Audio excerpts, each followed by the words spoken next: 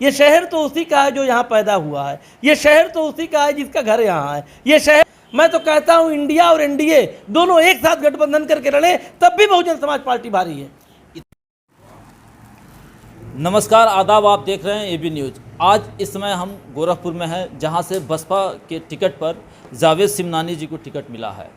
क्या रहेगी लड़ाई, कितना चैलेंजेस देख रहे हैं, क्योंकि गोरखपुर ऐसा कहा जाता है कि उत्तर प्रदेश में 75 जिलों में सबसे हॉट सीट माना जाता है। यहाँ से अगर बसपा ने इनको टिकट दिया है तो नो डाउट कुछ न कुछ ज़रूर इसके पीछे समीकरण होगा।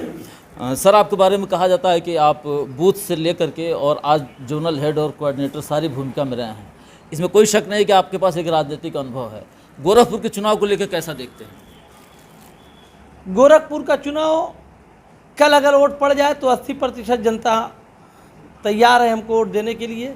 सारे लोग हम ही से लड़ रहे हैं। हमारी लड़ाई गोरखपुर में आज माननीय बहन जी का आशीर्वाद मिला है। आज माननीय बहन जी के हमारे पार्टी कार्यालय से आज घोषणा का लेटर जारी हुआ है। जारी होने के बाद से ही पूरे लोकसभा सदर 64 में जश्न का माहौल है। जगह जगह कार्यकर्ता एक दूसरे को मिठाई खिला के जश्न मना रहे हैं और हम लोग इस वक्त हम ही लोगों से सब लड़ रहे हैं। हमारी किसी से कोई लड़ाई नहीं है। अगर देखा जाए तो यहाँ पे सपा और जो है कि कांग्रेस का अलायंस हो गया है, यानी इंडिया गठबंधन बना है। इंडिया गठबंधन की वजह से आप बसपा कितना दबाव महसूस कर रही है? बसपा को किस तरह का दबाव हो सकता है किसी गठबंधन से? बहुजन समाज पार्टी अकेले सारे गठबंधनों भारी है। ये इंडिया और एनडीए दोनों मिलकर गठबंधन कर लें तब भी बहुजन समाज पार्टी भारी है। क्या बात करें? हमारा गठबंधन इस देश के व्यापारियों से है, हमारा गठबंधन इस देश के नौजवानों से है, हमारा गठबंधन इस देश के बेरोजगारों से है, हमारा गठबंधन इस देश में जो लोग संविधान बचाना चाहते हैं, जो लोग देश बचाना चाहते हैं, हमारा उनसे गठबंधन है। मैं तो कहता हूँ इंडिया और एनडीए दोनों एक साथ गठबंधन करके लड़े तब भी बहुजन समाज पार्टी भारी है।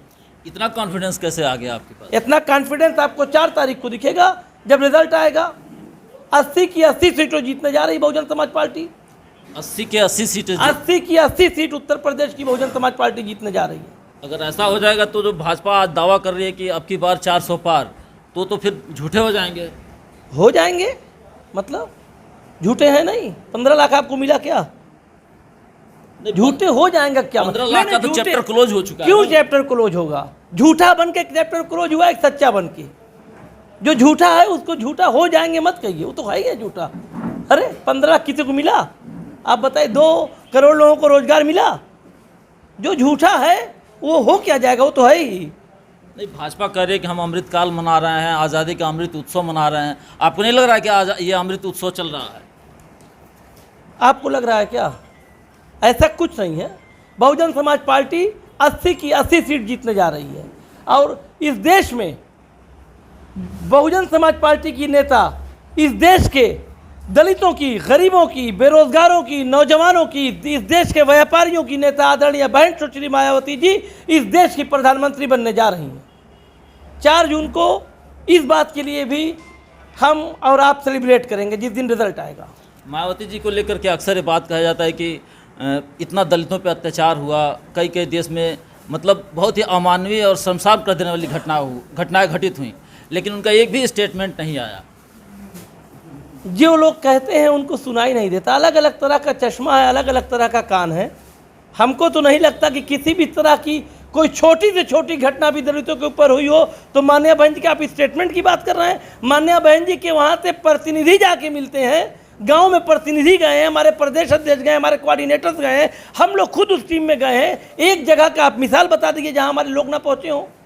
कहने को तो आप कुछ भी कहते रहिए। योगी आदित्यनाथ का शहर है और उनके पास एक बड़ा राजनीतिक अनुभव रहा है। 5 बार सांसद रहे और वर्तमान में इसमें डबल टर्म में मुख्यमंत्री हैं। आप बीजेपी को कितना फाइट में देख रहे हैं? सबसे पहले तो मैं माफ़ी चाहता हूँ।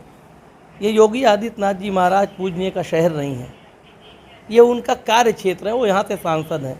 शहर उनका ये नहीं है। ये शहर तो उसी का है जो यहाँ पैदा हुआ है। ये शहर तो उसी का है जिसका घर यहाँ है। ये शहर तो उसी का है जिसके भाई यहाँ रहते हो, जिसके बाप यहाँ रहते हो, जिसके चाचा यहाँ रहते हो, जो यहाँ की गलियों में घूमता हो। ये शहर तो उसी का है भाई साहब। क्यों बाबा जी को नहीं मान रहे हैं? वो इस शहर के नहीं, आप मान रहे हैं क्या? उनका परिवार यहाँ का है क्या? वो यहाँ पले बढ़े क्या? वो यहाँ पैदा हुए? नहीं, वो सम्मान है, वो हमारे मुख्यमंत्री हैं, सब कुछ ठीक है, मगर बात जो सच है शहर उनका नहीं है, शहर तो हमारा है सर।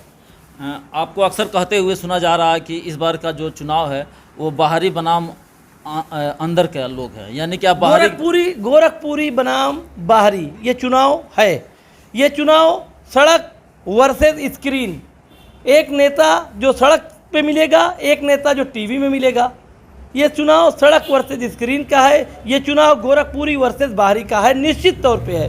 गोरखपुर की जनता बाहरी लोगों से त्रस्त हो चुकी है, यहाँ के सामाजिक कार्यकर्ता बाहरी लोगों से त्रस्त हो चुके हैं, यहाँ हमारी पार्टी के साथ साथ दूसरे दलों के भी कार्यकर्ता बाहरी लोगों से त्रस्त हैं। बाहरी लोग आके राजनीतिक दुनिया में छाप छोड़े हुए हैं और गोरखपुर में लूटपाट कर रहे हैं। इसलिए अब की जनता सिर्फ और सिर्फ गोरखपुरी को ही जिताना है, बाहरी को हटाना है, इसी नारे पर चुनाव होने जा रहा है।